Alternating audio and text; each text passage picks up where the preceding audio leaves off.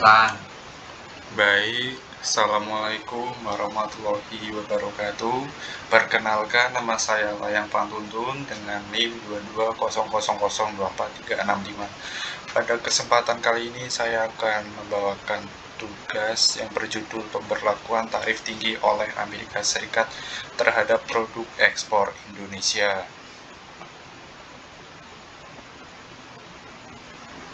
Yang pertama ada kronologi singkat. Pada 1 Agustus 2025, pemerintah Amerika Serikat secara sepihak menetapkan tarif tambahan hingga 32% terhadap berbagai produk ekspor asal Indonesia. Beberapa produk yang terdampak yaitu yang pertama elektronik dan komponennya, yang kedua tekstil dan pakaian jadi, yang ketiga alas kaki dan produk kulit, yang keempat ada produk mebel dan rotan. Kebijakan ini merupakan bagian dari langkah proteksionis Amerika Serikat dalam rangka melindungi industri negara menjelang tahun pemilu dan mengurangi ketergantungan rantai pasok dari negara-negara berkembang. Selanjutnya ada aspek hukum internasional yang terkait. Yang pertama yaitu General Agreement on Traffic and Trade, atau GATT pada tahun 1994. Pasal 1 Most Favored Nation atau MFN melarang negara-negara anggota memperlakukan negara lain secara diskriminatif. Lanjut yaitu ada pasal 20 pengecualian umum, memberikan ruang untuk pembatasan perdagangan jika menyangkut keamanan nasional atau lingkungan, namun harus proporsional dan tidak diskriminatif. Lalu ada pasal 28 renegosiasi tarif, mengatur prosedur renegosiasi jika ada perubahan tarif yang dianggap merugikan negara mitra. Lanjut, yang kedua ada WTO Dispute Settlement Understanding atau DSO. Indonesia berhak mengajukan gugatan ke WTO jika terbukti kebijakan tarif Amerika Serikat bertentangan dengan prinsip GATT.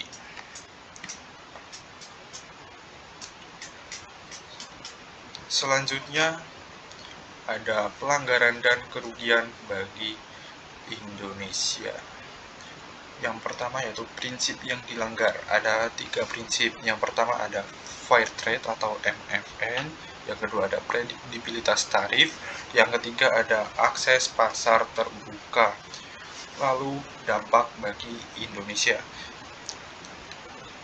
Yang pertama yaitu Indonesia diperlakukan tidak adil dibandingkan negara mitra lain Amerika Serikat. Lalu yang kedua, eksportir tidak bisa merencanakan produksi akibat ketidakpastian pasar. Lalu yang ketiga, produk unggulan Indonesia menjadi tidak kompetitif di pasar internasional.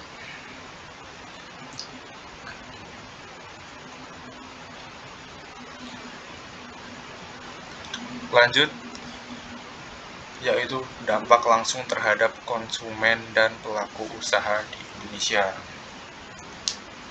Kasus ini memunculkan beberapa dampak. Dampak yang pertama yaitu eksportir tekstil dan alas kaki mengalami pembatalan pesanan besar dari buyer Amerika. Lalu, UMKM sekitar sektor kerajinan dan furniture kesulitan menembus pasar global.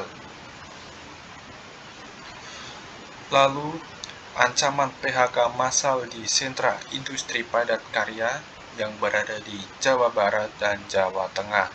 Lalu yang terakhir atau yang keempat ada kenaikan bahan baku karena pengusaha harus mencari pasar alternatif dengan biaya logistik yang lebih tinggi.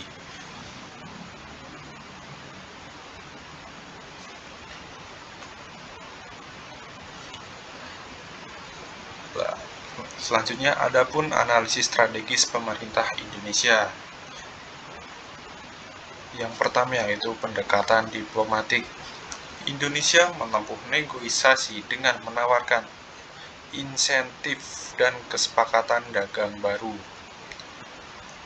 Lalu yang kedua ada komitmen investasi, menandatangani investasi senilai 34 miliar US dollar dengan mitra Amerika Serikat. Lalu yang ketiga, pertimbangan gugatan WTO. Belum diajukan secara formal, namun potensi sengketa dagang sangat terbuka jika diplomasi gagal. Lalu yang keempat ada diversifikasi pasar. Pemerintah mulai membuka kerjasama baru ke negara seperti India, Afrika, dan Timur Tengah.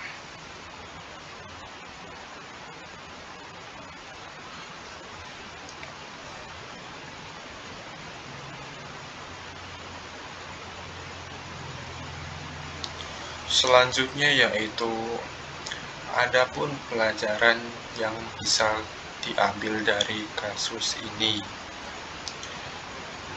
Kita mulai dari yang pertama yaitu negara berkembang seperti Indonesia harus siap menghadapi proteksionisme global yang berkedok isu sosial, lingkungan, maupun HAM.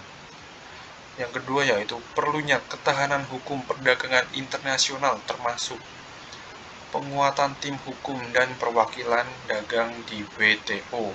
Lalu yang ketiga yaitu pelaku usaha perlu didampingi secara hukum dan diplomatik saat menjadi korban perubahan kebijakan luar negeri negara maju. Contohnya Amerika Serikat. Lalu yang keempat yaitu kasus ini juga menjadi pengingat bahwa hubungan ekonomi global sangat dipengaruhi dinamika politik dalam negeri negara maju seperti pemilu di Amerika Serikat.